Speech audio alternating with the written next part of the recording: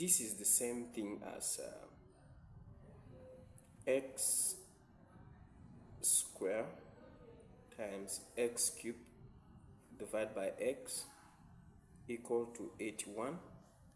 So here the one of this x will go with one of this x, so we are left with x times x to the power of 3 equals to 81.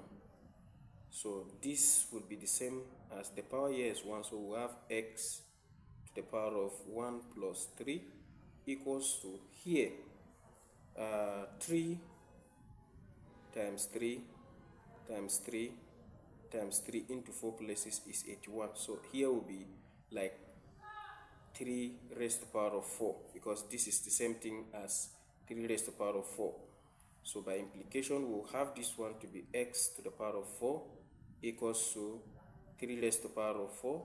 By implication, the powers here will cancel, so that we are left with x equals to 3. So this is how to solve a problem of this form. Thank you so much. Watch and also subscribe. Thank you, guys.